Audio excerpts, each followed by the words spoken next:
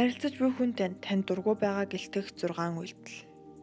Хүмүүс бид өдөр тутам хүнтэй харилцаж бие биетэйгээ ойлголцож байдаг.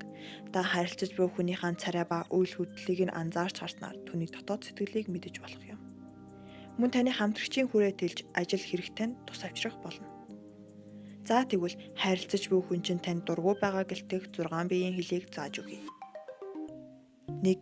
Илгээ тэврэх. Хүмүүс эвгүүцсэн үедээ мөн тайван бус байхдаа илгээ тэвэрдэг. Тийм учраас олон хүнтэй танихгүй газар, жишээ нь цахилгаан шат, автобусны зэрэг газруудад энэхүү байрлал ихээхэн ажиглагддаг.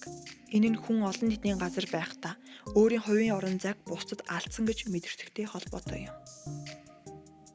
Тиймээс илгээ тэврэх үйлдэл нь сүрэг утгыг агуулдаг ба өөрийгөө хамгаалах үйлдэл гэж ойлгож болно.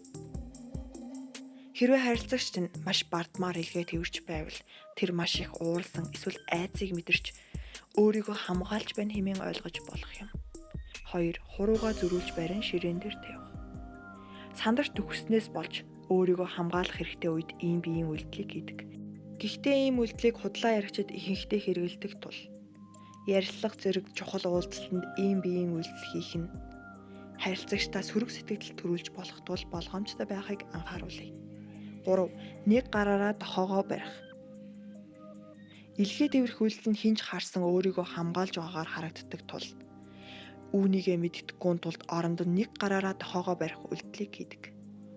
Ийхүү гараараа хаалт үсгэж байгаа нь хэн нэгэнтэй анх уулзаад сандарч төгссөн үедээ гаргадаг биеийн үйлдэл юм.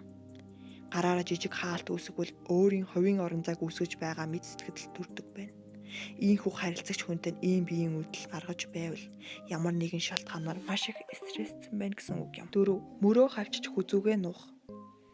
Ярилцаж буй хүнтэй ярианаас зайлсхийхийг хүсснийг илэрхийлдэг үйлдэл ч мөн байдаг. Энэ нь мөрөө хавчиж хүзүүгээ нуух үйлдэл юм. Хүлээж авахд хүнд зайлсхийхийг хүссэн ярианы сэдв сандарч айлгсан муу мэдээнээс болж мөрөө хавчиж хүзүүгээ нуух энэ үйлдэлийг хийдэг. Хэрвээ харилцаж буй хүнтэй ийм үйлдэл гаргавал тэр ярилцахыг хүсэхгүй байгаа мөн ярианы сэдв түүнд таалагдахгүй байна гэсэн үг. 5. Бага зэрэг тонгоож өвдгөн дээрээ гараа тавих. Энэ судал нь яаж чаарсан сүрэг утгаар харагддаг ба ярианы сэдвийг хүлээн авч чадахгүй мөн ярианы сэдв сонирхолгүй санагдаж байна гэсэн утгыг агуулдаг байна. Энэхүү үйлдэлийг ихэнхдээ яриагаа дуусгаад суудлаасаа босох гэж байгаа хүн босхоосоо өмнө хийдэг байна. 6. Огцом 2 хөлөө урагшааж ийх. Энэ байрлал нь өөрийн байр сууриа өөрчлөх бодол огт байхгүй харилцагчийн асуултыг үл тоомсорлож байгаа тохио бөгөөд түүний үгийг эсэргүүцэхэд бэлэн гэсэн утгыг агуулдаг байна. Мөн хөлөөж исэн байрлалаасаа илгээ тэврэх юм уу хүзүүгээ сунгаж толгоогоо арагш хөдлөгвөл харилцагчийн бодол санаанаас татгалзаж байна гэсэн утгатай. Тиймээс ийм байрлалтай байвал харилцагчийн бодол санаанаас татгалзах эсэргүүцэхэд бэлэн байдалтай байна гэсэн үг юм. Та харилцаж буй хүнийхээ царай ба үйл хөдлөлийг нь анзаарч харж утгыг нь ойлгож чадвал түүний дотоод сэтгэлийг мэдэж болох бөгөөд таны хамтрагчийн хүрээ тэлж ажил хэрэгч мөн тустай байх болно.